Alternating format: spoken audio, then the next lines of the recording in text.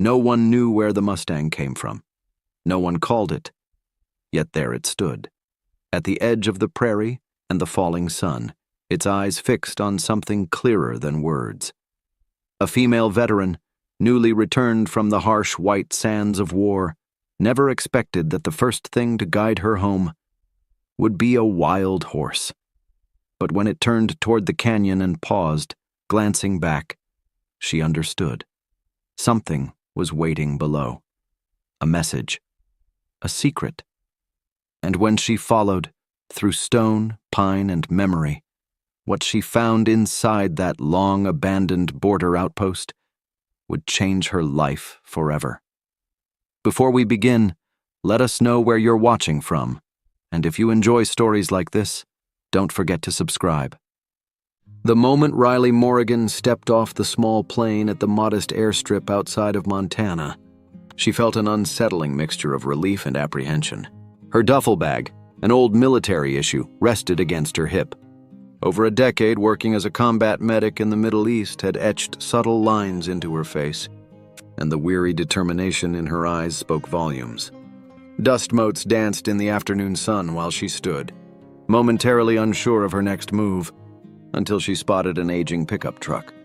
A friend of her late mother's had left it there for her, with one handwritten note on the dash, "Morrigan Ranch still belongs to you." As she drove toward Iron Pass, Riley glanced at the seemingly endless plains stretching to the horizon. The truck rattled and groaned over bumps in the road, a faint squeaking of old parts echoing through the otherwise silent interior. She was still adjusting to the quiet. In the desert war zones, there had always been engine hums, distant shelling, or the tense hush of anticipation. Here, the hush felt stark, unbounded. A single sign announced the outskirts of Iron Pass, faded paint on splintered wood. The town looked almost unchanged since she last saw it, back when she was just a teenager visiting for holidays. Iron Pass itself was small, a handful of shops, a post office, and a cafe with peeling paint that used to serve the best cinnamon rolls in the county. As Riley rolled through the main street, people paused to observe. They recognized the broad-shouldered woman with short, practical hair, the one who had left so many years ago for the military. Some nodded curtly. Others simply watched. It was a gaze that held neither open welcome nor outright suspicion, more a guarded curiosity. Riley gave a faint, polite wave but didn't stop. She had one destination in mind, and it lay beyond the old wooden arch proclaiming Morrigan Ranch. Upon reaching the arch, she halted the truck. The wooden beams were cracked, iron nails rusted, and parts of the sign had peeled away. The gate itself leaned precariously to one side. It felt as though she were about to cross into another world, a place her mother had cared for but had also, in some way, abandoned. Riley's heart squeezed uncomfortably at the memory of missing her mother's final moments. The guilt of arriving too late for the funeral still weighed on her. Taking a slow breath, she continued down the gravel path until she saw the ranch house. Time had not been kind to Morrigan Ranch. The once sturdy fence surrounding the main yard was warped and broken. Patches of tall grass had reclaimed sections of the property, and an old iron gate dangled by a single rusted hinge. In the distance, 3 horses stood in a rickety enclosure, their ribs visible beneath dull coats. They lifted their heads as Riley stepped out of the truck, their eyes reflecting a mixture of caution and faint recognition. She murmured a soft greeting, unsure whether she was comforting the animals or herself. Pushing open the front door of the ranch house, Riley was met with stale air and the faint odor of disuse. The wooden floor creaked in protest under her boots. Dust swirled in the light filtering through frayed curtains, and a single rocking chair with a white cloth draped over it sat in the living room. On the mantel above a soot-stained fireplace rested a framed picture of Marie Morrigan, Riley's mother, and a much younger Riley. Standing side by side, for a moment, she imagined her mother's voice calling out, as if from the kitchen. But there was only silence. In that silence, memories flooded back. Her mother had been distant, yet somehow larger than life. Stoic, fiercely skilled at breeding and training horses, and never one to give lavish praise. They had only shared occasional phone calls while Riley served overseas. Updates clipped and formal. "I'm fine," her mother would say, or "Ranch work is the same." Now, all that remained was dust and echoes, setting her duffel on the scarred hardwood floor. Riley tried to picture what might have been. Conversations they never had. Visits she never made. A goodbye that came too late. She spent that first evening huddled on a threadbare sofa in the living room, listening to the wind groan through old window frames. Sleep eluded her as she stared at the dark ceiling. Occasionally, the haunting ring of distant memories returned. The beep of a field hospital monitor, the muffled thud of mortar shells, the frantic cries for a medic. She told herself this was supposed to be a fresh start, a place far from those nightmares. Yet the quiet only amplified the noise in her head. Eventually, she dozed off, trapped between guilt and exhaustion. Come morning, Riley forced herself up at dawn and set about the chores in a methodical manner, almost as if she were back on a military schedule. She tidied the room that had once been her mother's, dusting off shelves, discarding old newspapers, and discovering scattered horse-breeding catalogs piled in corners. Here and there, she found a few rosettes from horse shows, half-eaten by time. Every piece of her mother's life told a story Riley had never bothered to read. She felt a pinch of regret, remembering how she used to roll her eyes at horse talk. Outside, the 3 horses awaited feed and water. She lugged bales of hay from a storage shed, offering them fresh water from a rusted trough. One of the older horses, its coat once black, now peppered with gray, nudged her gently with its muzzle. As if seeking reassurance, Riley stroked its neck. "I'm here now," she murmured, though whether she was speaking to the animal or her mother's memory, she could not say. Something flickered in her chest, an unfamiliar stir, subtle but undeniable. Perhaps she was, in some unspoken way, reclaiming the threads of a life she'd abandoned. The work was both physically draining and oddly therapeutic. Replacing broken fence boards, hammering nails, pulling out rotted posts, each action grounded her. She was used to crisis, to bandaging wounds under pressure, to making life-or-death decisions in a war zone. Here, though, the urgency was different. Time moved slowly, and each finished task felt like an accomplishment rather than mere survival. The ranch, though battered, had a quiet resilience. So did she. Perhaps, late in the day, the sun dipped behind the hills, casting the yard in soft, golden light. Riley stood at the broken gate, surveying the land. The breeze carried the faint smell of pine from distant hills and the metallic tang of old fencing. Her muscles ached, yet a new kind of resolve hummed beneath her fatigue. There was no dramatic revelation, only a small sense that this place deserved another chance, just as she did. She might not fully understand her mother yet, nor the ranch's significance. But for now, returning here felt like a necessary step toward healing something lost. In the days that followed, life at Morrigan Ranch settled into a lonely but steady rhythm. At sunrise, Riley woke to the chill of Montana mornings. She fed the horses before brewing herself a cup of bitter coffee in the old kitchen. By midday, she'd do small repairs, tackling them one section at a time, mending a loose gate latch or cleaning out the musty storage shed. Evening arrived with the same hush. She'd sit at the worn dining table, sipping lukewarm tea in place of dinner, gazing out the window at an empty yard.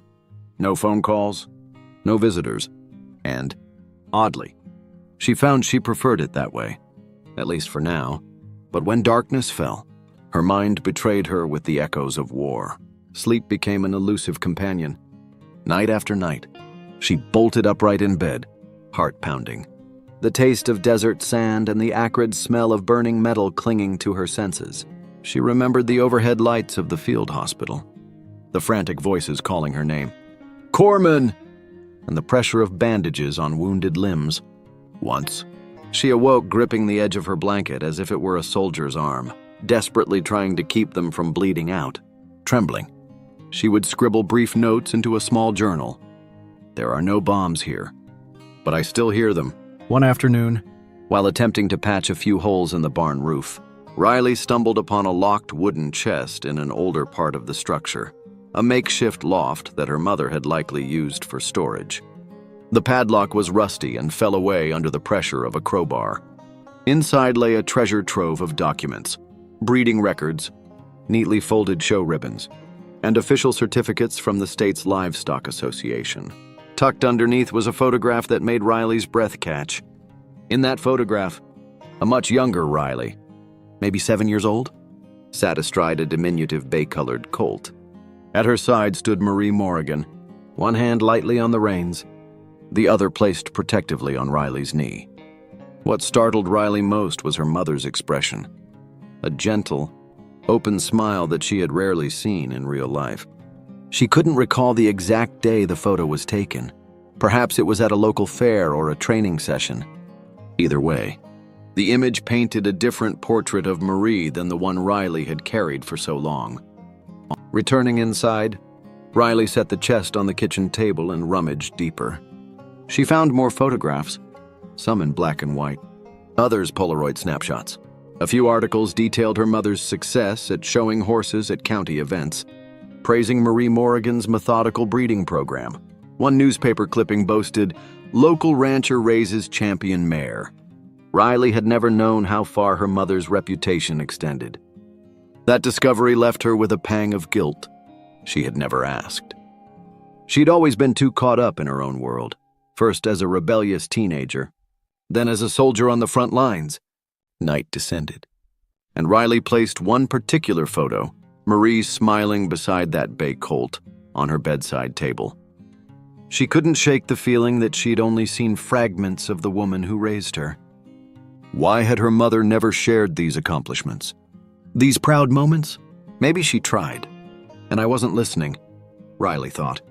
She pulled out an old album from the chest, flipping through the pages by the faint glow of a single bedside lamp. Images of a younger Marie, confident at livestock auctions and standing tall at award ceremonies, captured a side of her mother that felt like meeting a stranger. At some point that night, exhaustion finally claimed her. Strangely enough, Riley slept through without the jolt of nightmares. No rushing adrenaline, no phantom sirens. She dreamed instead of a wide Montana sky, of a mother and daughter crossing a quiet pasture together, the hush broken only by the soft nickers of horses. When dawn approached, she awoke with a curious sense of calm. The guilt and regret that had plagued her for months hadn't vanished, but they felt a touch more bearable, like a wound that finally recognized it could heal. Late afternoon found Riley Morrigan walking the southern fence line of her ranch, where the grass sloped down toward the jagged boundary of Raven's Hollow. Fewer people bothered with this part of the property. Most of the wooden posts were broken, and stretches of wire sagged pitifully among the knee-high weeds. The air carried a mixture of resinous pine and stone dust. Somewhere in the distance, wind whistled through the canyon, conjuring a restless melody that hinted at the wild terrain beyond.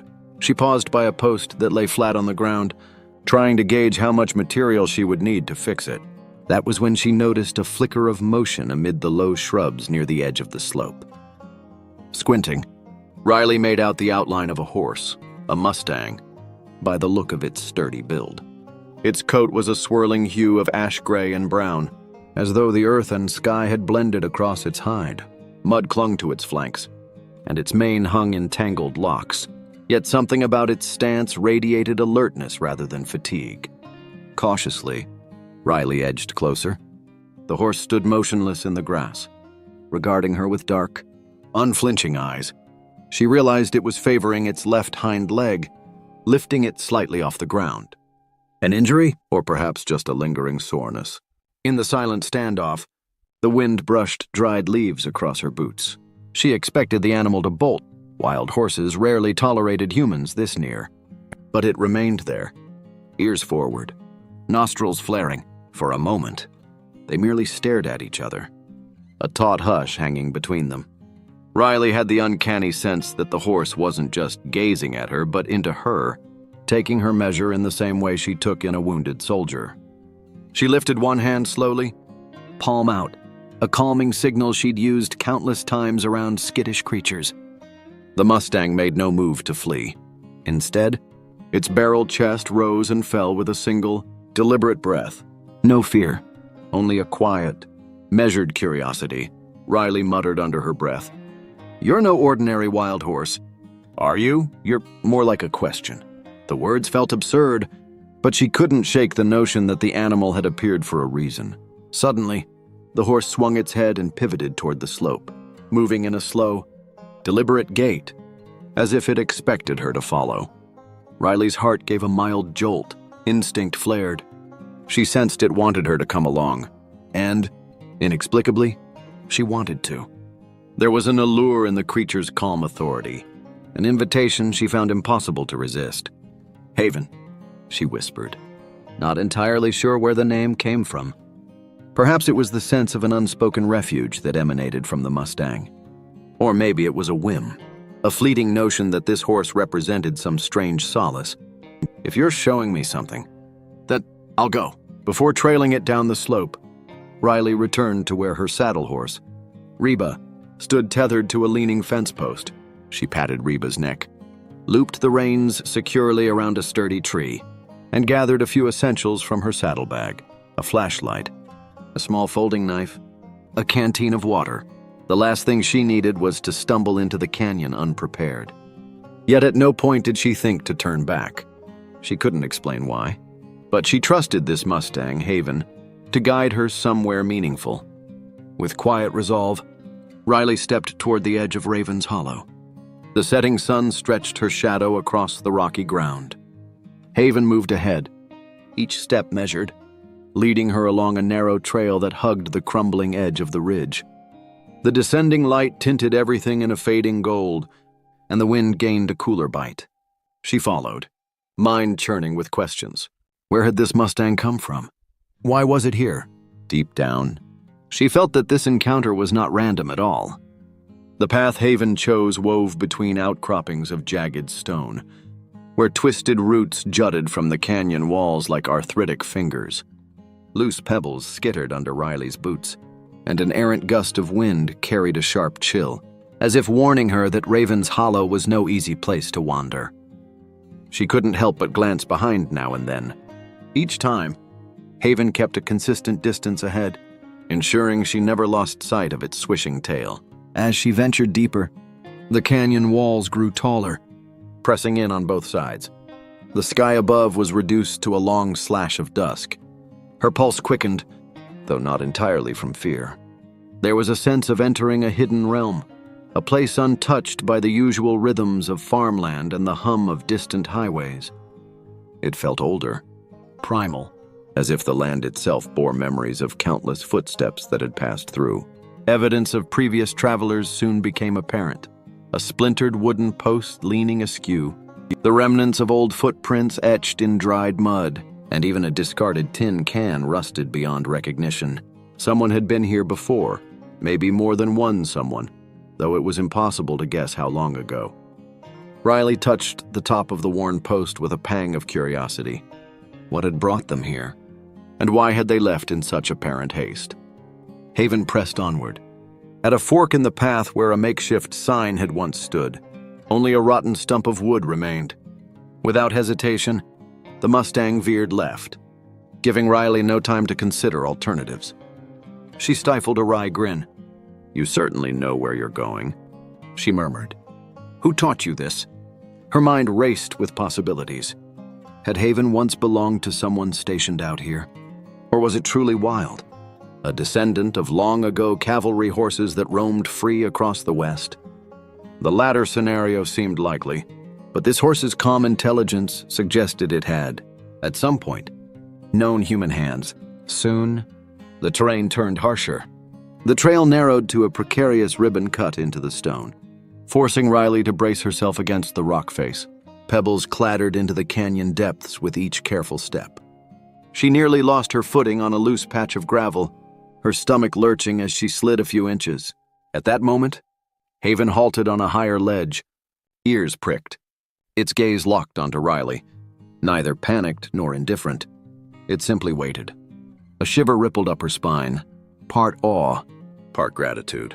She steadied herself and resumed the climb, inching forward despite her pounding heart. Reaching Haven's level, She exhaled, fighting the urge to laugh at her own adrenaline rush. Somehow, after that near mishap, the Mustang allowed her to approach close enough to lay a light hand on its neck. The creature's coat felt coarse, yet warm beneath the dust and tangles, and for a second, she sensed the flicker of trust that passed between them. Light faded rapidly. The sun fell behind the canyon rim, flooding the ravine with deep oranges and purples. With each step, the world grew darker, but there was also a hypnotic beauty to it. The fractured angles of the stone glowed under the last rays, transforming the canyon floor into a mosaic of shadows. Riley saw the next turn open up onto a wider ledge. From that vantage point, the final fingers of sunlight revealed the silhouette of a structure down below, a squat building with collapsed sections of roof and battered walls. Her breath caught at the sight. She couldn't read the lettering from this distance, but she saw the outline of what appeared to be a sign mounted near the top.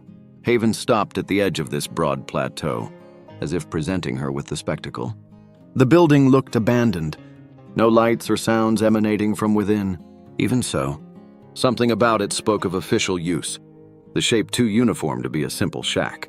Squinting, she managed to discern a faint scrawl on a rusted metal plate. Sentinel Post 12. The name stirred a sense of foreboding.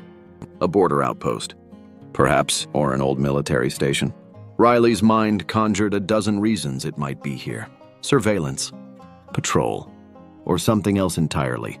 Heart pounding, she inched closer.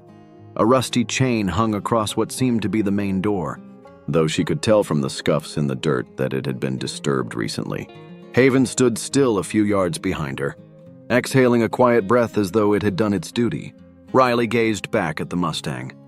"This is what you brought me here for?" she asked softly. The horse blinked but did not move. With trembling curiosity, she advanced. Each footstep felt charged with possibility. She was no stranger to ruined buildings.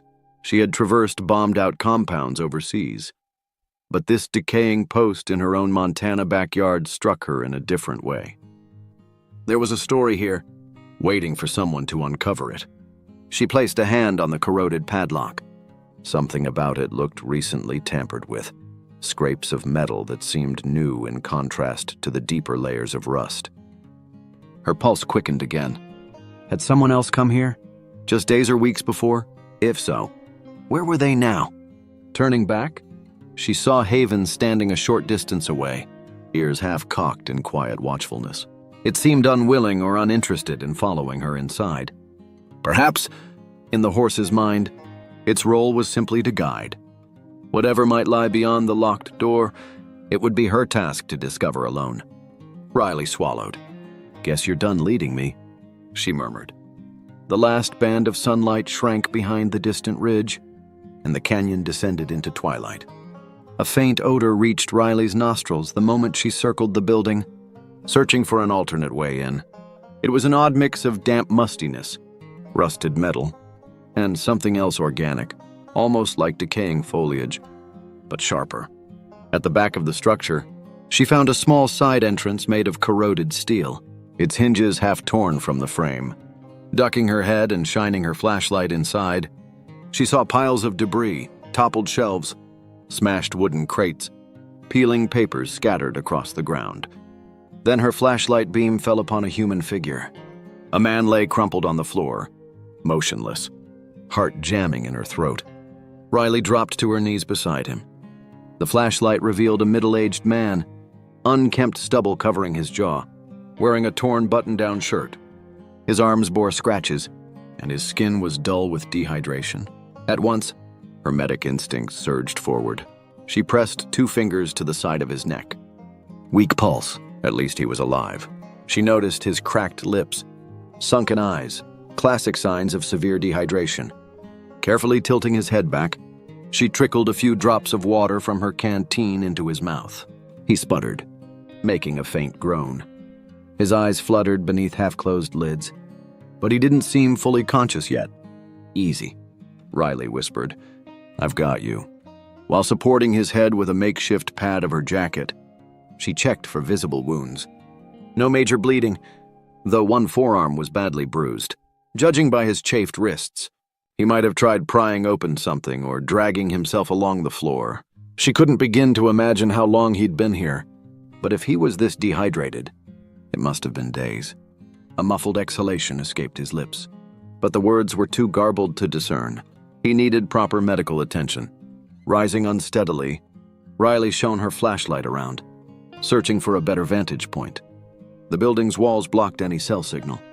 Gently, she hoisted the man under his arms and half-carried, half-dragged him toward the front door, where the ground sloped upward.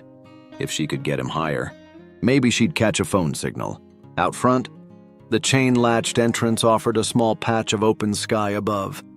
Indeed, her phone flickered to life with a single bar of reception. Hastily, she dialed 911 and described the situation. An abandoned border outpost near Raven's Hollow. An unconscious man in need of immediate medical evacuation. She hesitated only once, pressing her lips together before adding, "I found him, because a stray Mustang led me here." The operator's voice was matter-of-fact, asking for details about the terrain. The best approach for rescue vehicles. They would send a rescue squad and possibly a helicopter if the area was too difficult to reach by road. "You'll likely have to guide them in," the dispatcher said. "Can you hold out for 20 minutes? Riley glanced at the man. His eyelids fluttered as if caught in delirium. 20 minutes could be an eternity for someone in his condition. But at least the cavalry was on its way. She exhaled. "I'll manage," she told the dispatcher. "Just hurry." While waiting, she checked his vitals again, dribbling more water carefully between his cracked lips. He stirred a bit, eyes flickering open long enough for her to see they were a faded green. In a raspy whisper, he mumbled, "The horse led you?" She nodded, though she doubted he could fully process her response. "Yes," she said softly. "I wasn't going to come down here, but it showed up. Almost like it wanted me to find you." A small frown crossed his forehead as if he were trying to make sense of it. Then he slumped back into a half-conscious haze. Beyond the building, the canyon began to fill with the hum of approaching vehicles, true to their word. The rescue team arrived in record time, an off-road ambulance, followed by a local deputy's SUV. Spotlights swept across the rocks. Paramedics rushed in with a stretcher. Riley helped them secure the man's neck and shoulders. Standing aside, she caught a glimpse of Haven, just far enough away to keep out of the circle of lights, but present nonetheless. The horse's eyes gleamed in the gathering dusk, its ears angled forward intently. The paramedics called the man's vitals. He's severely dehydrated, but stable enough to move. A deputy approached Riley, tipping his hat in a subdued greeting. "Glad you got a signal. If you hadn't found him..." His voice trailed off, implying the obvious. The man likely wouldn't have survived another day. As they loaded him into the ambulance, the man, Caleb, someone murmured, managed a final whisper, "Thank you both." Then the doors slammed shut, red and blue lights flashing across the canyon walls. Riley stepped back, relief and lingering adrenaline making her legs unsteady. Haven let out a soft snort, as though acknowledging the success of this frantic rescue. Riley approached the horse slowly, the edges of her lips curving in a faint, awestruck smile. "You brought me here," she said, voice shaking with wonder. "Why? How?" But Haven only shook its mane and stared back, revealing no answers. When the rescue vehicles rumbled away, darkness descended once more, and the outpost's facade loomed silent. Riley laid a hand on Haven's neck, an unspoken gesture of gratitude. "I guess we did good," she murmured. "Whoever you are." The horse exhaled, warm breath against her sleeve, and in that silent exchange, she sensed the weight of a world she still didn't understand. No matter. Tonight, they'd saved a life. Tomorrow would bring more questions. For now, this was enough. A pale fog clung to the streets of Iron Pass on the morning Riley drove into town, making the silhouettes of trees and buildings blur at the edges. 3 days had passed since she helped rescue the man named Caleb Rourke from the abandoned border outpost, and she hadn't been able to get him off her mind. Now, as she pulled into the modest parking lot of Iron Pass Medical Center, The early sun barely filtered through the mist.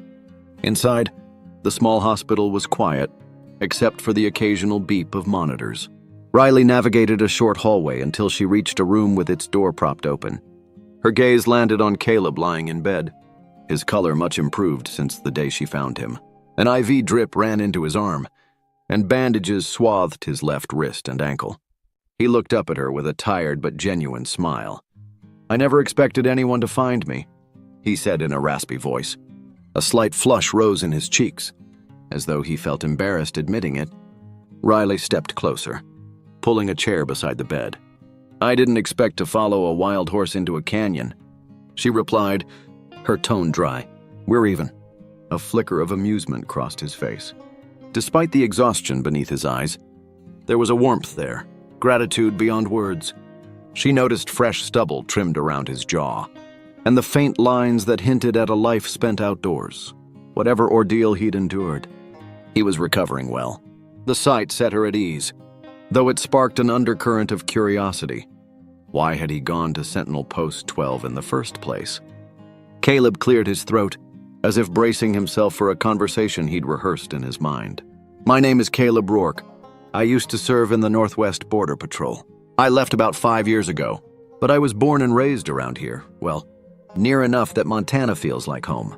He hesitated, gaze drifting to the window. "My father, Elias Rourke, was stationed at Sentinel Post 12 decades ago. He disappeared from my life."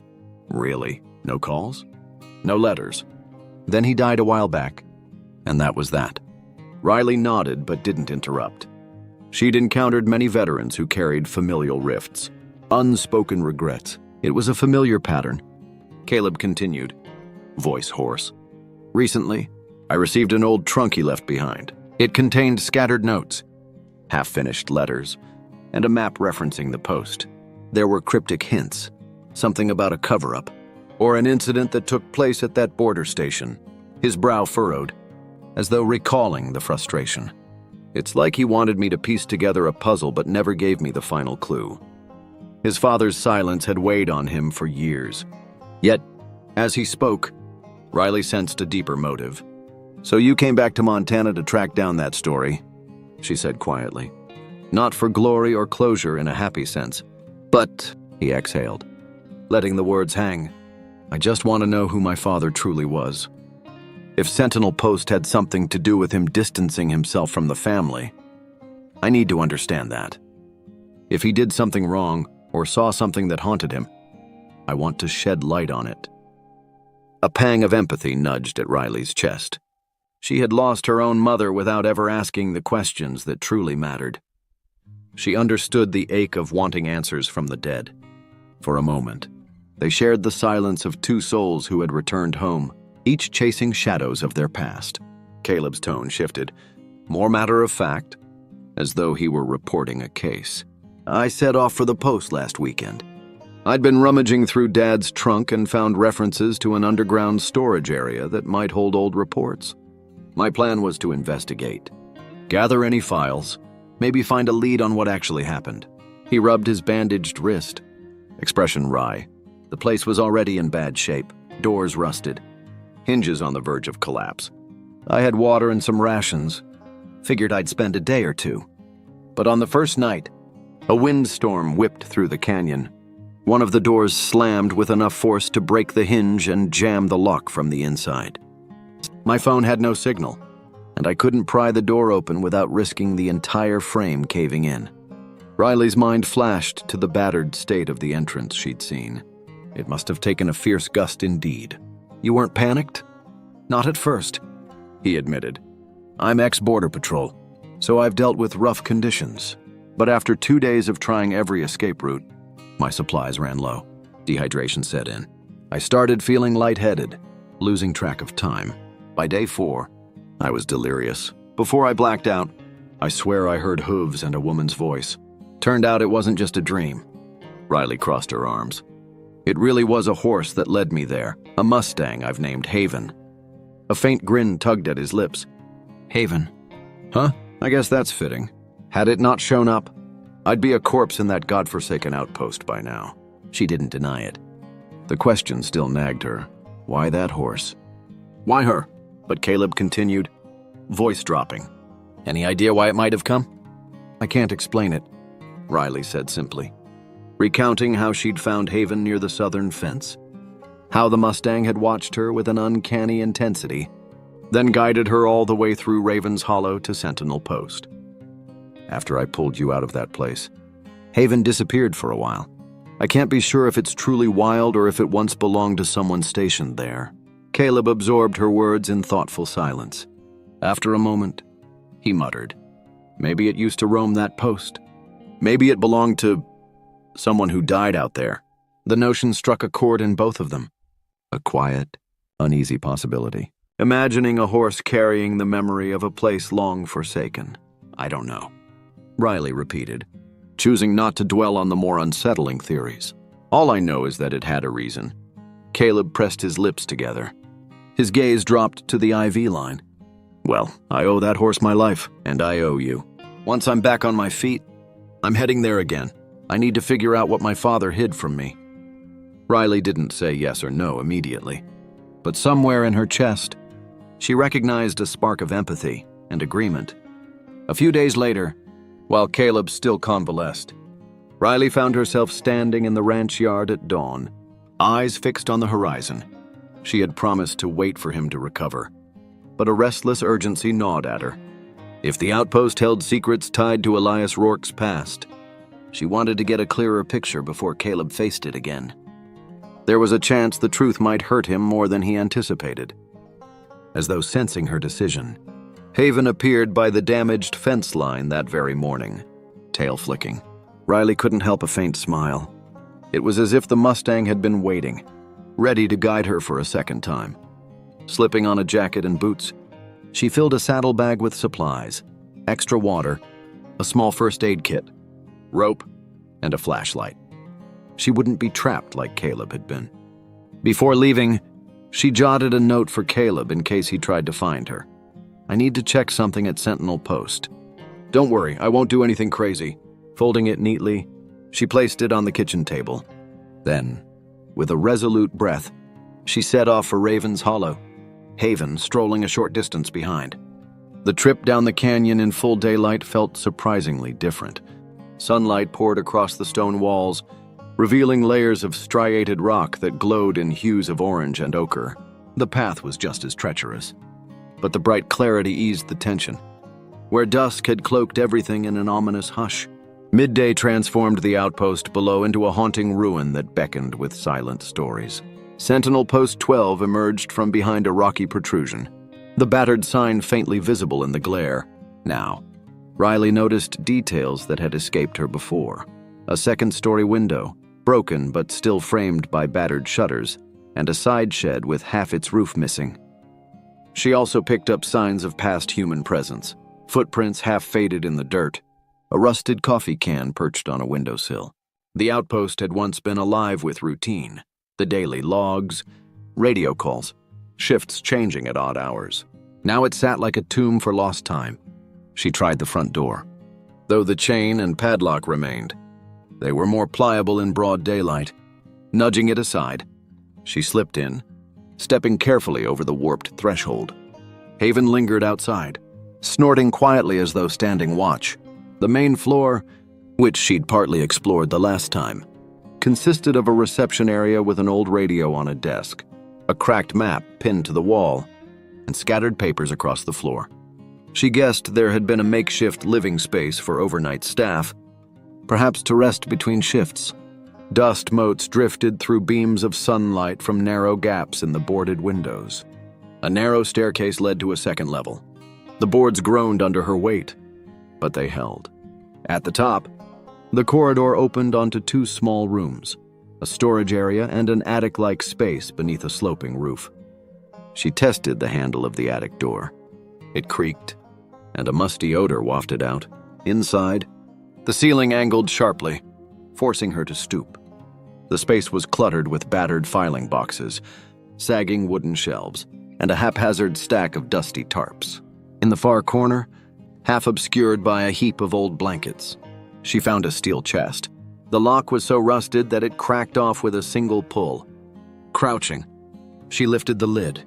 Her gaze settled on an array of documents, letters bound by brittle rubber bands, spiral notebooks that appeared to be logs or shift schedules, scattered maps drawn on yellowing paper, and small personal effects. A tarnished dog tag, a half-crumpled photograph. Every piece felt like it belonged to an era no one had bothered to remember. One large envelope bore handwriting in bold marker, "Never send." Do not let Caleb read unless he truly needs to. Riley's chest tightened. Did Elias Rourke write these words? She set the envelope aside for a moment, leafing through the rest. Almost every item pointed to official records from the post. Weekly patrol summaries, incidents with border crossers, reports of routine checks. The dryness of bureaucratic language barely masked the tension beneath each typed line. Carefully, she took out the envelope. Her hands trembled. This was presumably the key to understanding what Elias had hidden from his son. Guilt pricked at her conscience. She was invading a private legacy. Yet she pressed on. Caleb had a right to know. Eventually, as Riley turned to retrieve her flashlight from where she'd set it, the wooden planks beneath her gave a sharp crack. She tried to shift her weight, but it was too late. With a splintering groan, a section of the attic floor caved in. She tumbled through a shower of broken boards and debris, striking her right arm against a battered beam. Pain flared as she landed on the level below with a thud. Boards raining around her. Dazed, she gasped for breath, each inhale sending a throb of agony through her bruised ribs. The steel chest and documents toppled near her, scattering papers across the dusty floor. For a panicked second, she wondered if the entire outpost would cave in. Above, a ragged hole gaped in the attic ceiling. A loud, piercing neigh shattered the silence. Haven. The horse must have heard the crash. She heard the stomp of hooves near an outer wall, the frantic sound echoing as if the Mustang tried to break through. Grimacing, Riley pushed aside splintered boards and tested her limbs. Her right arm was scraped, blood trickling down, but her bones seemed intact. Her left calf throbbed where it had slammed into a table corner, yet she managed to stand on shaky legs. Okay, I'm all right, she mumbled under her breath, though the pounding in her skull said otherwise. She staggered to the nearest window, peering out. Through the grimy glass, she glimpsed Haven rearing and pawing at the dirt by the side entrance. The horse let out another anxious neigh. She forced a shaky grin. I'm alive. You crazy animal, just give me a minute. As she tried to gather the scattered papers, Riley noticed one particular sheet lying face down on the dusty floor. No envelope, no label. When she flipped it over, she recognized Elias Rourke's handwriting immediately. It matched the scrawl on the large envelope in the chest. But this letter was addressed more personally. Caleb, if you're reading this, it means you found the post, maybe even learned what I did. There's something I never told you. Riley's breath caught as she skimmed the lines. It described a grim event. Elias had once witnessed a horrifying incident at the border, an abuse of authority that went against every principle of human decency. Rather than speak up, he had chosen silence. The letter detailed how a group of migrants had been left unprotected, leading to suffering and possibly death. Elias wrote, I told myself I was just following orders, but that doesn't erase the guilt. I can't face you, and I can't face my own conscience. If you ever learn this truth, please do something better than what I did. Don't turn away. Riley's chest tightened. No wonder he never told Caleb. She suspected this might forever change Caleb's view of his father. The weight of that knowledge prickled at her nerves. Would revealing it now help, or break him further? Gathering the loose pages, Riley stuffed them carefully into her jacket. She limped outside, where Haven stood in the threshold, ears pinned forward in concern. The horse locked eyes with her, as if demanding an explanation. I don't think it's time to show him, she murmured. Some truths. If they come too soon, only make things worse. Haven snorted softly, then turned its head aside, as though in reluctant agreement. Riley exhaled, her mind a swirl of guilt and resolve. She'd found the key to Elias Rourke's secret, and, for now, she would keep it locked away. It was a crisp morning 10 days after Caleb's stay in the hospital.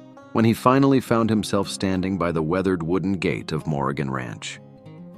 A thin mist clung to the edges of the fence posts, catching the first rays of dawn. Though his ankle was still wrapped in a supportive bandage and his wrist bore a brace, he looked markedly healthier, more color in his cheeks, more certainty in his stance. Riley Morrigan stepped forward from the porch. "I meant what I said," she told him, voice steady. "This place has more space than I need. Stay as long as you like." Caleb shifted the single backpack slung over his shoulder, glancing at the modest suitcase that held the few belongings he'd brought from the hospital. "I appreciate it," he replied, genuine gratitude lacing his tone. "I know it's abrupt, but you need time," she finished for him. "And maybe a bit of distance from that outpost." She led him inside, past the living room with its fireplace and the faded picture of her mother resting on the mantel. Down a short hallway, she opened the door to a cozy room of pine walls, a neat bed, and a small nightstand beside a lantern-style lamp. Simple, but comfortable. Caleb noticed the faint scent of lemon polish, evidence that she'd cleaned it recently. As he set his backpack down, he felt a wave of relief at having a quiet place to heal, physically and mentally. He leaned on the temporary crutch the hospital had issued, making his way around the room. Riley lingered at the threshold. "There's coffee in the kitchen whenever you want," she said, matter of fact. "And if you need help, just ask." Caleb nodded. "Thanks. I owe you." "Riley," she gave a curt nod, uncertain how to respond, then left him to settle in. Those first few days at Morrigan Ranch passed in a slow, deliberate rhythm. Each morning, Riley rose at dawn to start a pot of strong coffee, one she always made enough of, so that a portion would be left on the table for Caleb. She'd leave him a quick note, scrawled in pencil, "Take it easy on the ankle, or be back from the stables soon." Caleb, still adapting to the crutch, would hobble into the kitchen to find the coffee waiting. It became a small, comforting ritual, coffee steaming in chipped mugs, the ranch wrapped in sunrise. After his first cup, he'd make his way outside, guided by the sound of Riley talking softly to the horses. He'd see her in the corral, raking away old straw or tossing fresh hay. She rarely paused in her tasks. If she noticed him, she'd offer a single nod, and he'd nod back. Initially, he was too unsteady to do much. Riley suggested small chores, wiping the old windows, sweeping the porch, or trimming weeds by the fence. The tasks were straightforward, yet they grounded him in a way he hadn't expected. Each swirl of the broom or tug of the clippers reminded him of simpler times, unburdened by the secrets lurking at Sentinel Post. Bit by bit, they developed an unspoken rhythm. When she said, "Hay's over there," he'd nod, responding with a quiet, "I'll handle it." If he had trouble with his wrist or lost balance, she'd appear at his side. No fuss or admonition, just a steady presence. Her instructions came in succinct bursts that he found oddly reassuring. "That shovel is by the left corner. That black mare doesn't like sudden moves. Approach from the side." At midday, they'd break for a quick bite in the kitchen. Sometimes the meal was as plain as sandwiches or leftover stew. Neither was a gourmet cook, but they shared an understanding. The ranch's daily work left no room for frivolities, yet there was comfort in these small shared routines.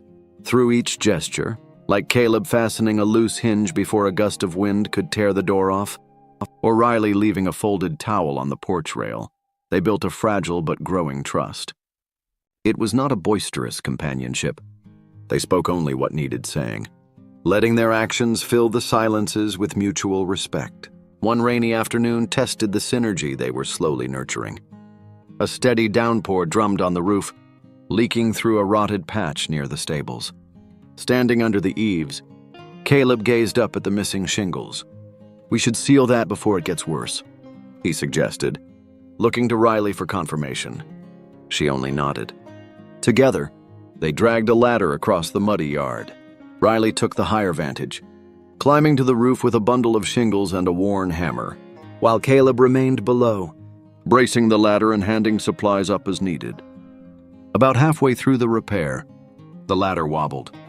Riley's foot slipped, sending a piece of shingle clattering. Caleb barked, "Careful," in a voice sharper than he'd ever used around her. Her heart thumped, but she steadied herself quickly. Drips of water slid down her collar, the cold making her shiver. Yet she simply peered over the edge with a faint grin. "Relax," she said wryly. "I've crawled through mortar-blasted tunnels. This is child's play." Her calm under pressure eased the tension in his chest. Still, he gripped the ladder a little tighter. The possibility of her getting injured ignited a pang of concern he hadn't expected. Perhaps because, in this short time, he'd started to rely on her no-nonsense presence. She finished patching the roof while he held the ladder firmly, raindrops peppering them both. Later that evening, they warmed themselves indoors with bread and sliced ham, occasionally glancing out the window at the sheets of rain. Beyond the fence, Haven stood in the gloom, water streaming off its mottled coat.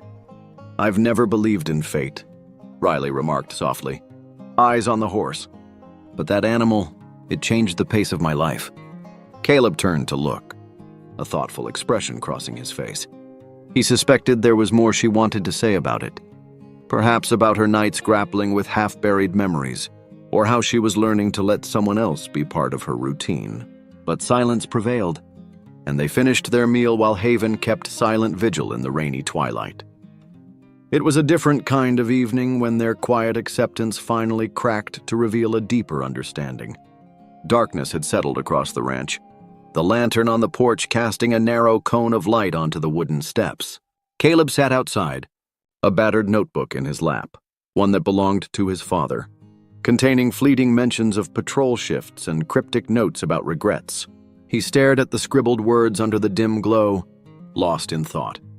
Then Riley emerged from the doorway, a steaming mug of tea in her hand, which she placed gently on the step beside him.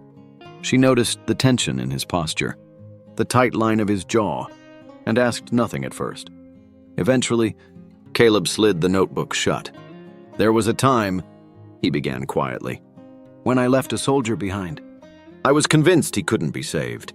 Then I found out he actually survived. He never spoke to me again." His voice shook with suppressed guilt. "I was so sure I was making the right call. But I made it alone." Riley lowered herself onto the step, feeling the planks creak beneath her weight. A breeze carried the scent of hay and distant pine. "In Iraq," she said after a moment, voice low, "I held a boy's hand while he died. We couldn't save him. He was maybe 10. Sometimes at night, I still hear him calling for his mother." Their shared confessions hung in the air, raw and unadorned. Neither tried to comfort the other with platitudes. Perhaps comfort wasn't what they needed. Acknowledgement was.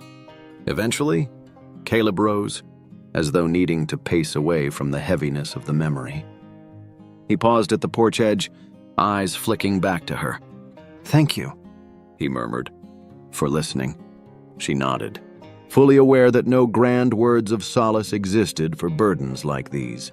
As days turned to weeks, that fragile connection between Riley and Caleb began to strengthen. One afternoon, while Riley was grooming a skittish mare, she glanced over to see Caleb approach Haven. She tensed, half expecting the Mustang to shy away. Haven typically only allowed Riley close. But this time, the horse stayed still, lifting its head attentively. When Caleb reached out to rest his hand on Haven's neck, the animal snorted softly but did not retreat. Riley paused mid-brush, observing from a distance. There was something quietly profound in the way Haven accepted Caleb's touch. She felt a rush of conflicting emotions, pride that Haven was warming to him, coupled with a strange flicker of vulnerability.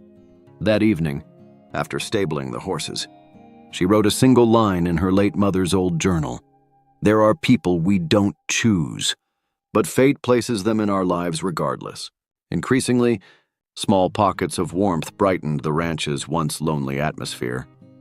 For example, Caleb discovered that Riley had a surprisingly infectious laugh when something truly amused her, like the time a mischievous gray filly tipped its feeding trough, spilling a mess across the corral.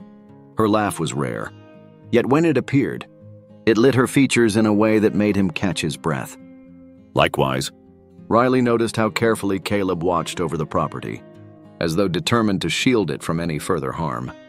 She'd catch him scanning the perimeter fence or stepping into the barn at night to check on the horses, ensuring the latches were secure. He didn't hover, but she felt the weight of his attentiveness, shaped by years of caution and regret. They never labeled their relationship. Both had endured enough uniform and protocol to know that human connections rarely fit neat definitions. The ranch house, once heavy with Riley's solitude, now echoed with quiet footsteps and the shuffle of two separate lives weaving into a shared tapestry. They fixed squeaky doors, patched leaky roofs, and even replaced a few rotten porch boards, side by side. Yet it was more than practical chores. It was the slow forging of trust between two people who'd lost much and were learning to stand upright again. By the end of each day, they found themselves under the same worn porch light, sipping tea or quietly reflecting on how far they'd come.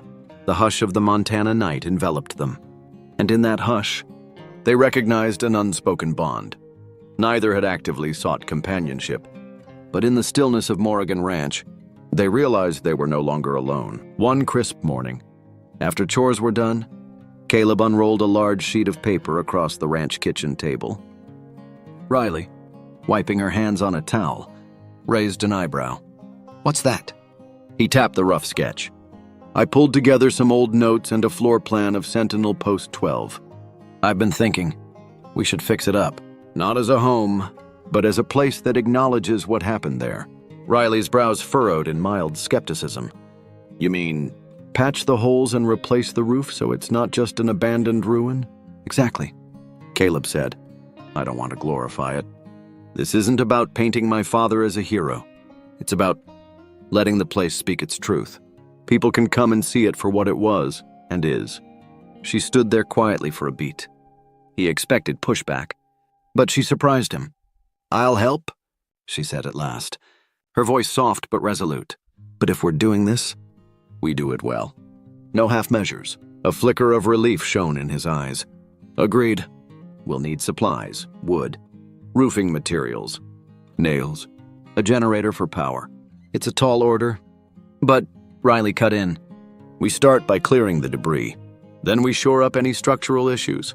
If we don't fix the foundation, all the rest is for nothing. His lips curved into a faint grin. He appreciated her no-nonsense approach, spoken like someone who's built more than a few fences. She shrugged, looking almost bashful. I grew up around this stuff. Her gaze flicked toward the small window, beyond which the ranch yard sprawled. Let's do it. Outside, a distant neigh from Haven echoed, as if the Mustang were giving its blessing. By midweek, they had assembled enough basic tools, face masks, work gloves, shovels, and a pickup loaded with planks, tarps, and other repair materials.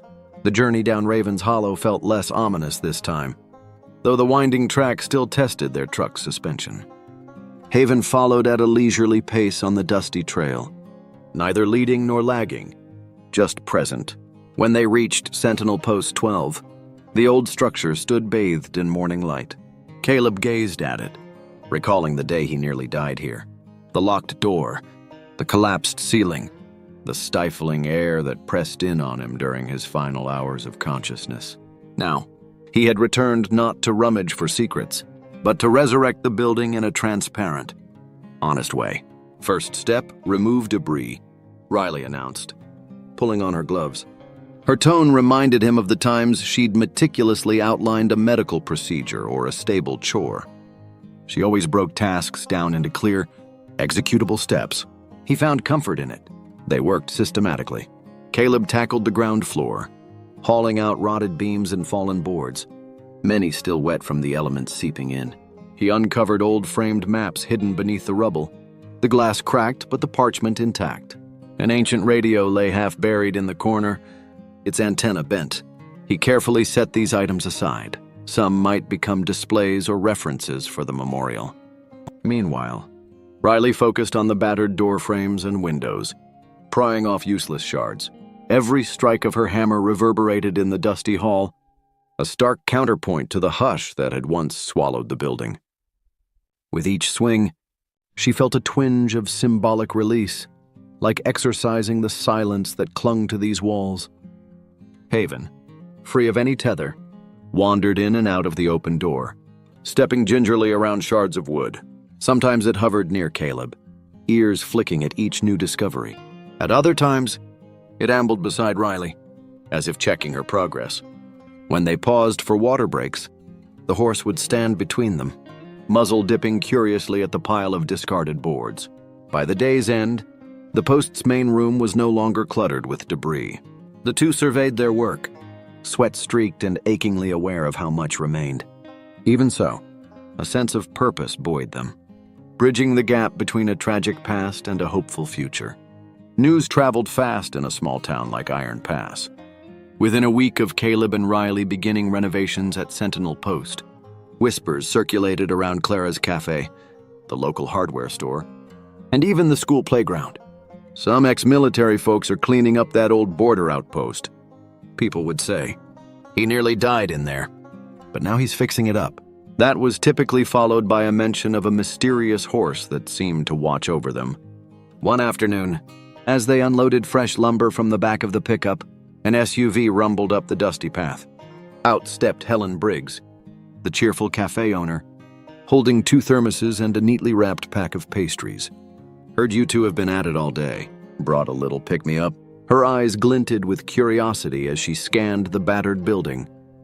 "If that place once saved lives, it deserves not to be left for dead."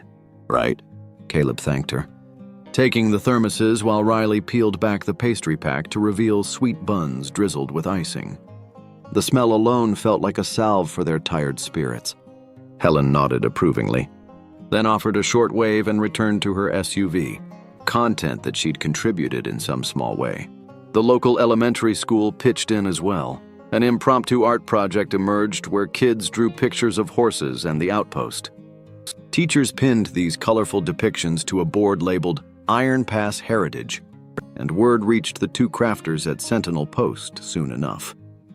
Caleb found himself grinning at a child's scribbled version of a big gray horse with the note, "Thank you for saving Mr. Caleb."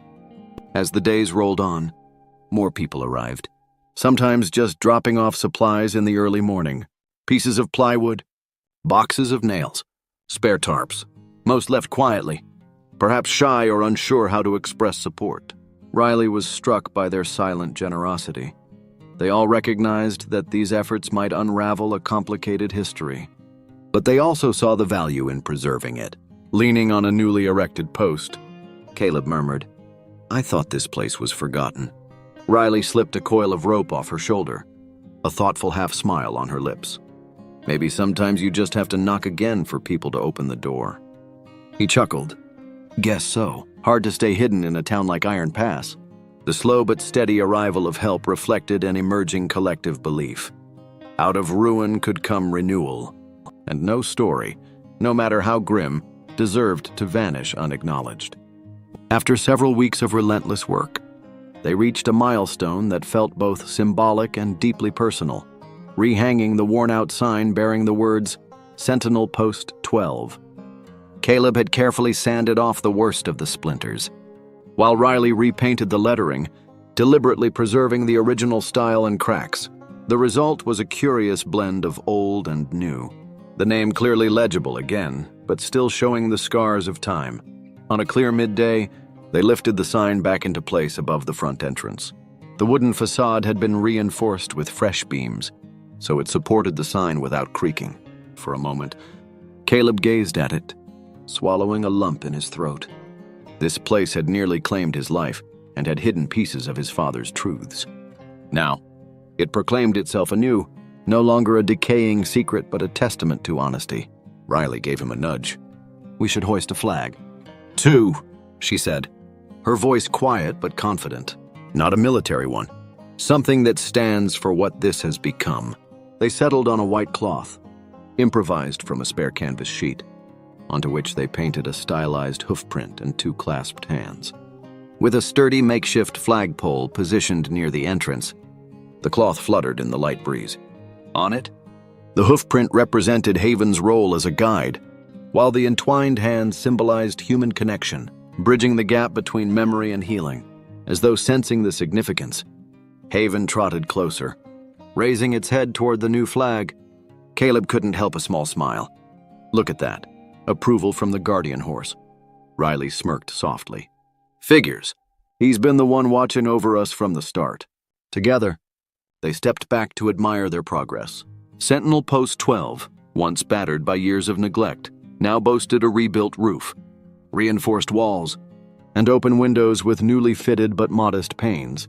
It remained humble, not polished to a sheen, yet enough to stand tall and welcome any curious visitor seeking a glimpse into its past. The main interior room was cleared of debris and thoroughly swept. There, they placed a long wooden table near the largest window, leaving enough space around it for displays. Caleb's vision was to showcase the old documents and photos that reflected both the official operations of Sentinel Post and the personal stories connected to it.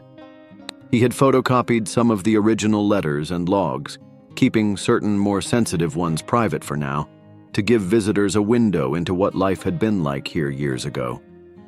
Riley helped arrange these documents in simple frames. Beside them, she pinned up a chronological list of key events gleaned from the station's logs: routine patrols, inclement weather incidents, a handful of emergencies. In the corner, she set a battered trunk once used for storing uniforms.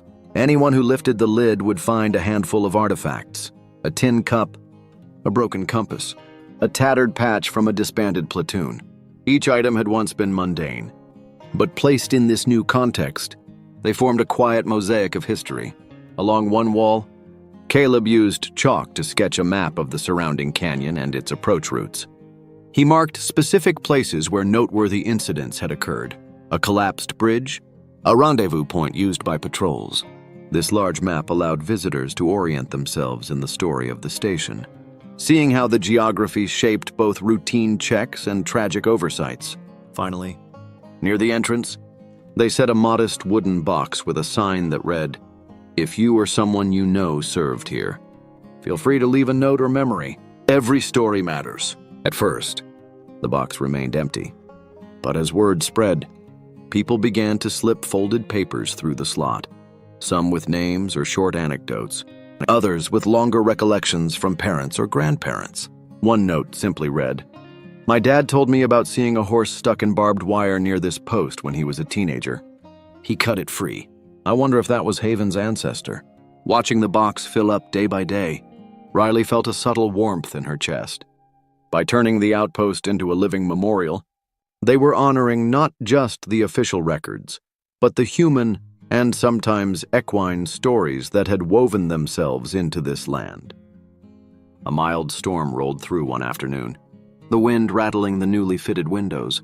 Riley had gone out to check if the roof repairs would hold under the strain, but when she arrived, she spotted Haven standing at the threshold of the outpost, head lowered as though blocking the entrance from the gusts. The horse's stance was nearly regal, its mane whipped around by swirling air, yet it held firm, as if guarding what was now a sacred place. The next morning, as they tidied leftover debris, Caleb carried out a small wooden plaque he had carved. He secured it on a post near the entrance. The inscription, wood burned into the surface, read, "Haven the Guide. Kids from Iron Pass, passing by with parents or teachers, took to calling Haven the canyon's guardian horse, or the spirit of Raven's Hollow. Some even swore the horse wore an expression of mild benevolence whenever they approached." Riley privately marveled at how the once lonely Mustang had become an emblem for hope in the eyes of the townspeople. Perhaps it was simply the allure of a horse that seemed so free yet so intimately bound to a cause. Though never bridled or fenced in, Haven often returned to the outpost each morning. It would roam the area, graze in the scrub grass, then station itself near the entrance by late afternoon, as if waiting for any new visitors to arrive. In a short span of weeks, the horse had gone from an unknown wanderer to an integral piece of Sentinel Post's story, a living, breathing testament that even a forsaken place could find renewal through unexpected connections. A low murmur filled the small meeting hall on Iron Pass's main street as Caleb, Riley, and a handful of townsfolk gathered around an old wooden table. The dim overhead light cast wobbly shadows across the laminated map of what was once known as Sentinel Post 12. For several months, the refurbished outpost had quietly drawn curious visitors, but now people talked of making it truly official. We should rename the place, suggested one of the older veterans, a man named Raleigh who had served in a different outpost long ago. Sentinel Post is just a technical label. It never felt like something people could connect with. Riley leaned forward, elbows on the table. She caught Caleb's eye. They had discussed this in private, the idea that the outpost needed an identity that spoke to more than just a cold military past. "Let's call it Rourke's Stand," she said. The simple phrase hung in the air, a stand made by someone who refused to run from his memories, someone ready to turn them into something meaningful. Caleb's gaze fell to the map. He recalled the letter his father had never sent, the guilt and the regrets that once haunted these walls. After a moment, he nodded. "If anyone deserves a real place of remembrance," he said quietly, "it's all those who kept silent their whole lives, my father included." No one objected. The name felt human, personal, resonant. A stand was where you planted your feet, braced yourself, and refused to abandon a cause or a memory. By attaching the Rourke name, it subtly honored Elias's hidden truth while granting it a second life. The group agreed that from this day on, the outpost was no longer simply Post 12. It was Rourke's Stand, open to whoever wished to learn its history or share in its transformation. On a clear Sunday morning in early autumn, Rourke's Stand opened its doors to the public for the very first time. There was no ribbon-cutting ceremony, no press conference, just a hand-lettered sign by the entrance reading, "Come on in. We have stories to share." By 9 o'clock, townsfolk were already trailing in slowly, adults in comfortable jackets, children tugging at their parents' sleeves in excitement. Riley found herself greeting an elderly couple who reminisced about hearing faint radio calls from the outpost decades before. Meanwhile, Caleb spoke with a small group of local veterans, their hushed voices weaving between shared war stories and the occasional joke about how they never thought they'd be back in uniform territory, even if only as visitors. Most eye-catching to the children was a large display board featuring images of Haven. The Mustang's silhouette was sketched in charcoal by a local art student, accompanied by a few typed paragraphs about how it had guided Riley to rescue Caleb. The kids gathered around, pointing at the sketches and chattering excitedly. "Look, it's the horse that stands guard at the canyon. I heard it never lets anyone ride it." "Do you think it understands us?" Some had drawn their own pictures, scribbly, colorful renditions of a noble horse with wide, knowing eyes, crayon flowers, big sunsets, and speech bubbles proclaiming, "I will help you," or "I found a friend," lined one corner of the main hall. Taped up in a cheerful collage, one middle-aged woman approached a newly installed memorial wall with trembling hands. She placed a folded letter under a tack, whispering, "My father served with Elias Rourke. He never spoke of it. Now I know why." Caleb, observing from across the room, felt a swell of empathy. It reminded him that many families carried quiet burdens, and that Rourke's Stand might offer them a gentle place to unburden. By midday, the hall buzzed with subdued energy. People wandered among displays of recovered documents, old photographs, and tidbits of local history. Rather than a festivity, it felt more like a collective exhale, a careful stepping into a formerly sealed chapter. And through it all, Haven roamed the grounds outside, greeting inquisitive children who ventured close enough to offer a pat or a carrot, living proof that even the wildest paths could lead to unexpected redemption. Late that afternoon, when the visitors had trickled out and the outpost quieted, Caleb stood alone in the main exhibit hall, lost in thought. Riley had stepped outside to speak with a retired teacher who wanted to bring her students for a field trip. With only the muted hum of the overhead lights for company, Caleb unzipped his backpack and withdrew a folded envelope. It was the letter from his father, the one Riley had discovered hidden in the attic and held onto until the renovations were nearly complete. The letter Elias Rourke had never sent. Caleb had read it once before but found himself compelled to revisit it, especially now that the outpost had a new name and a new purpose.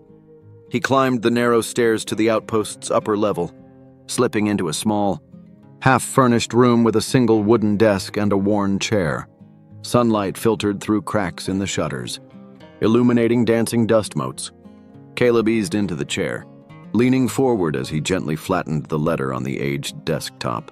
A breeze stirred the edges, carrying the stale odor of old wood and musty paper.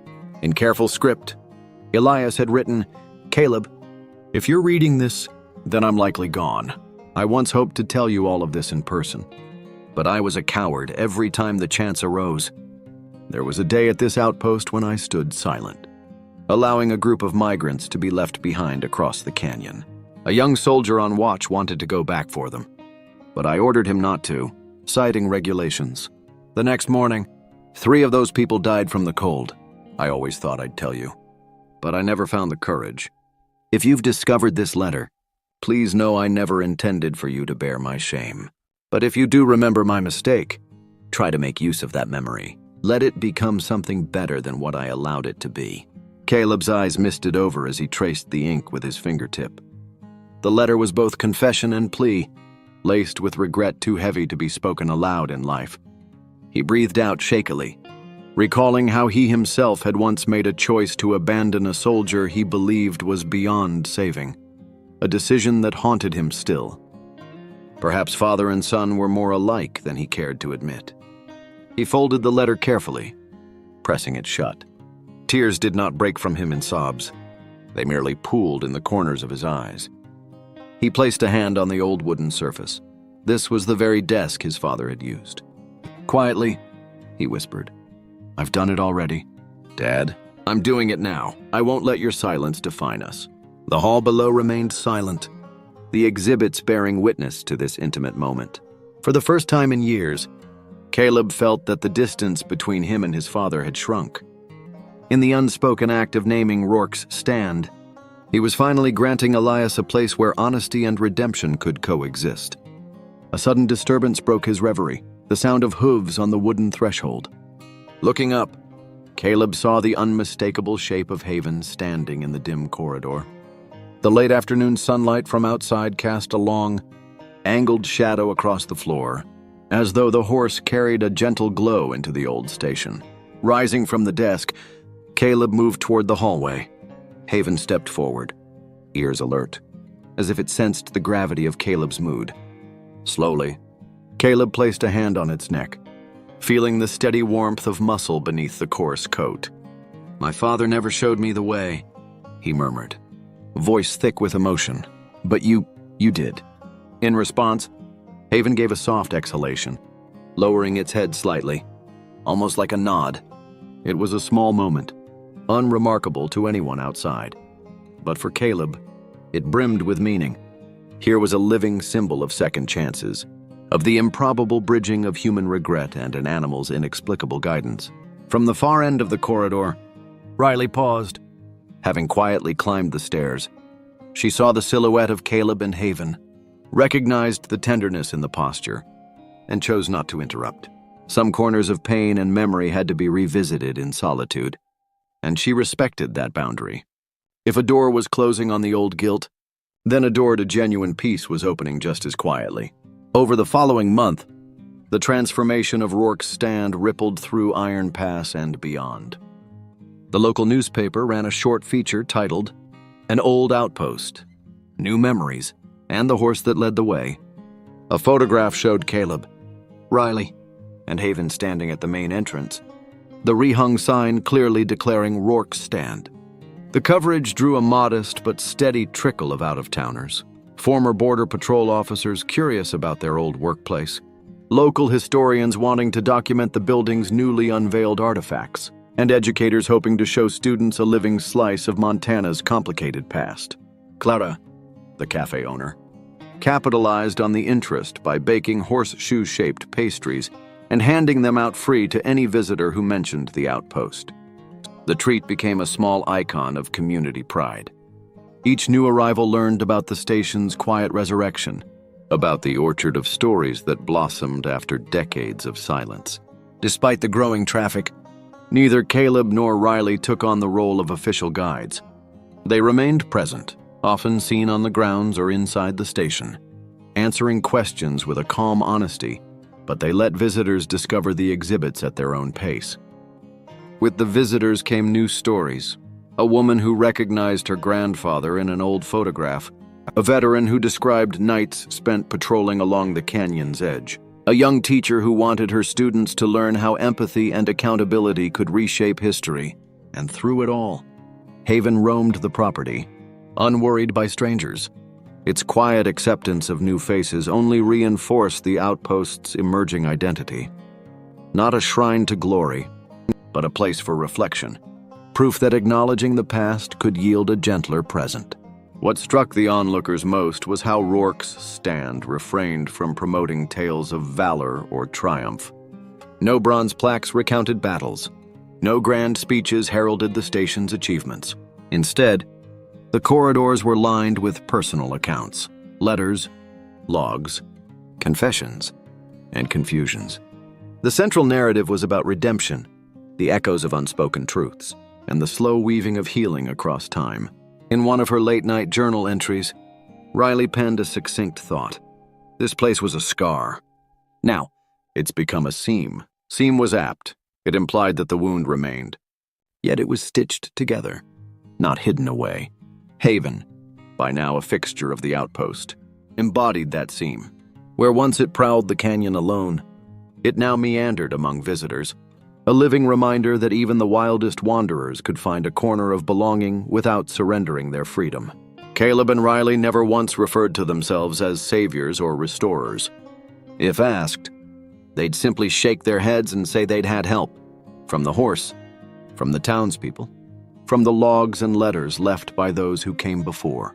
This sense of collective ownership ensured that Rourke's stand was never overshadowed by the idea of individual heroics. It belonged to everyone who needed to see that a silent past could turn into a hopeful present. And so the building stood, walls patched and floors mended, a subtle testament to the power of facing regret without burying it.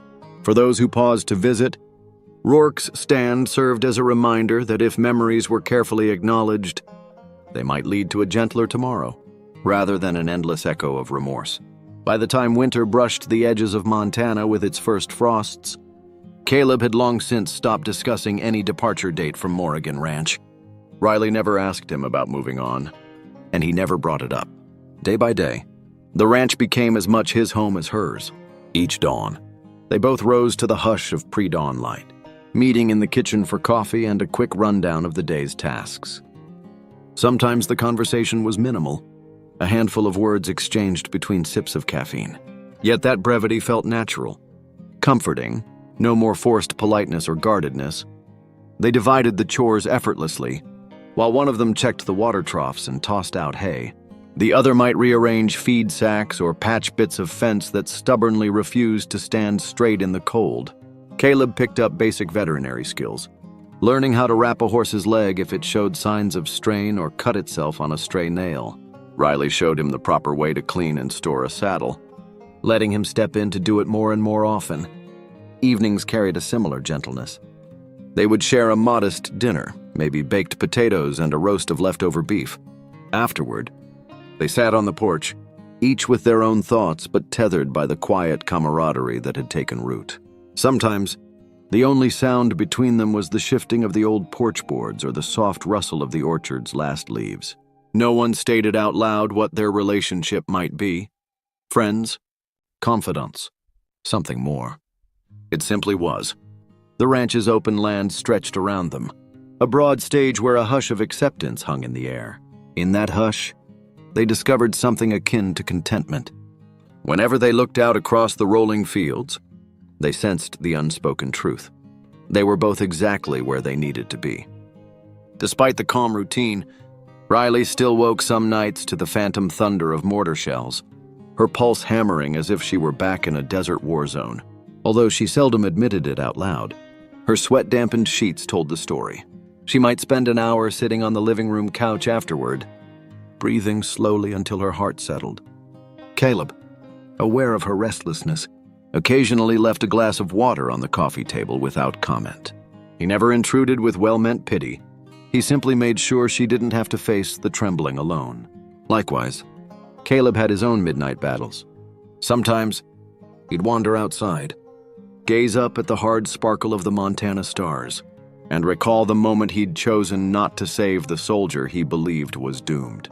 The shame, though softened by time, persisted like an old bruise on the soul.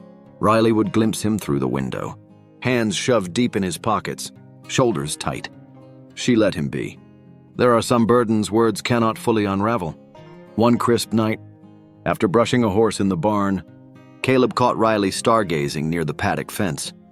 He moved beside her, feeling the cold night air burn his lungs. "Do you ever think," he asked softly, "that we're just survivors? People who crawled away from the wreckage?" Her breath puffed out in a visible cloud. "No," she answered, tone firm. "We're not survivors. We're starters. We began something new. Here." He mulled it over. The notion that they weren't perpetually defined by what they survived, but by what they might build from it, resonated. "That's a good way to see it." She laid a hand on the fence rail. "We can't cure each other," she said gently, "but we can stand beside one another while the wounds close." He swallowed, nodding at the darkness. Neither spoke further, yet the admission hummed like a comforting note between them.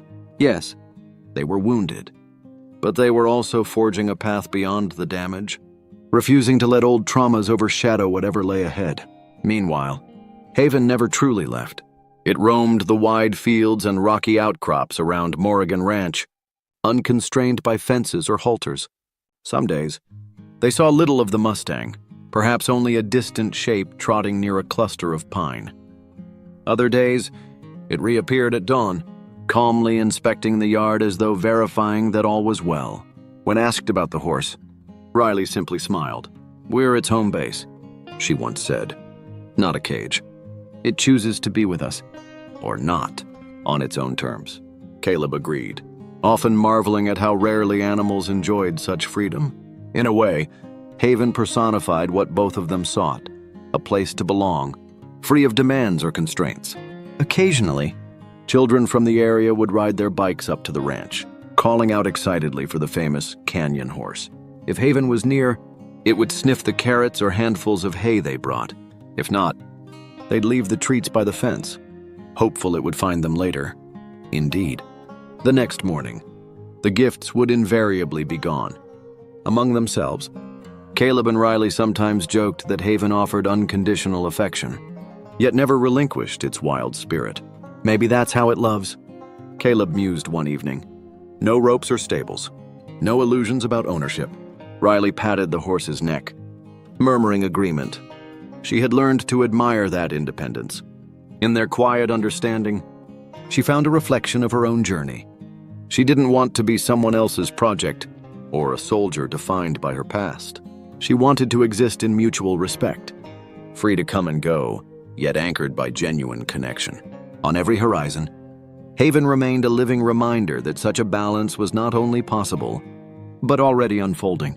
Early winter brought a golden hush to Montana's landscape, dusting the ridgelines with a scatter of pale snow that melted by midday. One afternoon, Riley and Caleb decided to ride out to the edge of Raven's Hollow, the place where everything had begun. With Reba and another horse saddled up, they traveled at a leisurely gait, the air crisp against their cheeks. Haven, naturally, tagged along, unencumbered by any reins. It followed just behind them, as though drawn to the canyon by the same memory-laden magnetism. When they finally reached the lookout, they dismounted near a crooked pine that clung to the rocky ledge. Below lay the shadowy depths of the hollow, the wind swirling fallen leaves in a swirling mosaic of russet and gold. The three of them, two humans, one horse, stood there silently. Caleb gazed toward the distant silhouette of Rourke's stand. "I came here looking for my father," he said at length, voice carrying a touch of introspection. "I realize now, I was searching for myself, too." Riley studied the horizon, faint lines of reflection around her eyes. "I came back to bury my mother's ghost. Didn't get to say goodbye. All this time, I was also trying to figure out who I was, beyond the soldier who left. Caleb stroked Haven's mane absent-mindedly, a bittersweet smile on his lips. "We owe this horse everything."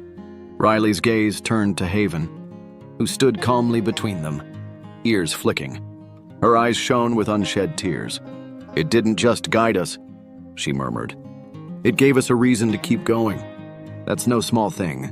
She turned back to Caleb, her expression speaking volumes of trust, kinship, and acceptance.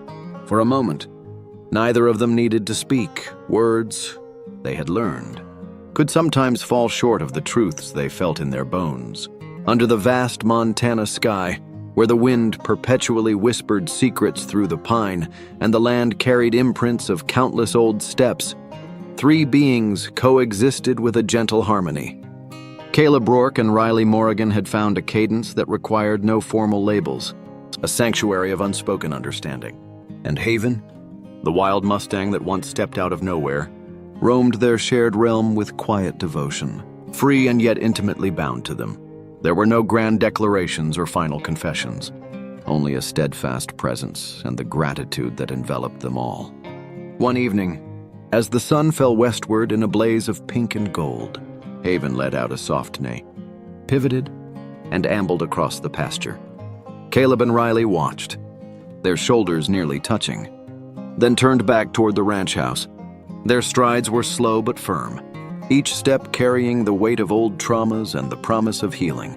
Nobody could say where life would lead them next. But for now, in the hush of twilight, they knew that what they had was more than enough. They had each other's company, the lessons gleaned from Rourke's stand, and the unwavering spirit of a horse that reminded them how vital it was to keep moving forward. Together, yet unchained. And that quiet, persistent hope was all they truly needed. Thank you for staying with us until the end of this story. We'd love to hear from you. Share your thoughts in the comments below, and let us know your favorite part. If you enjoyed the journey, don't forget to like, share, and subscribe to our channel for more captivating stories like this one. And don't miss out. Hit the notification bell so you're always updated on our latest content. Your support truly means the world to us.